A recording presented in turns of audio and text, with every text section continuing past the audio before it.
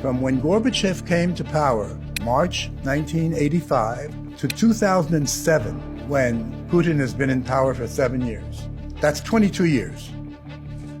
I ask you to find a single thing in foreign or domestic policies done by the Soviet Union while it still existed, and then Russia proper, that might in any way anger, irk, disappoint the United States. Let me answer that for you. Nothing. Not one thing during that period. Now, what did Russia get as a result of that? First, the enlargement of NATO. So that was number one. Then the bombing of Yugoslavia. That was done by NATO, and NATO is, after all, dependent mostly on the United States, let's face it, right? The UN did not condone this. So the bombing of Yugoslavia, that's from March 24th, 99 to June 10th, 99. Then Kosovo, and recognition of Kosovo, although it had been part of Serbia for centuries. And there were people in Russia who said, you're letting the gin out of the bottle, because if you do this, then there are other countries that will do the same. And Russia did the same.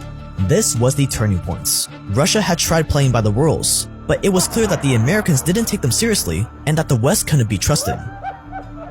Just 1 year after the Yugoslavia bombings, Vladimir Putin became president, and a new era of Russian foreign policy dawns.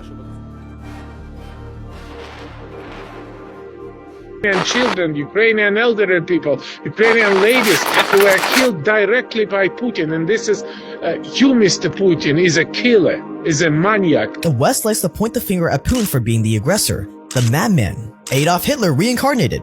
But the thing is, before the mid-2000s, there was no evidence Putin ever really hated the US.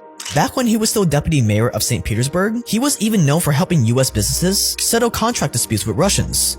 He was fascinated with the ex-Secretary of State Henry Kissinger, and there's no record of any of the anti-American stuff he's saying now, although he was in the KGB. And back in the early 2000s, Putin did everything he could to give America the benefit of the doubts. As soon as Putin was elected, he asked to join NATO. The year 2000, Mr. Putin is not elected, although elected, to the presidency. And one of the first things he does is to ask for Russia to become a member of NATO. Why not be a member of NATO? NATO was created to defend Europe, and perhaps not only Europe, from Soviet aggression, from a country that you couldn't predict. There is no more Soviet Union, and there is no more Warsaw Pact. Why can't we create an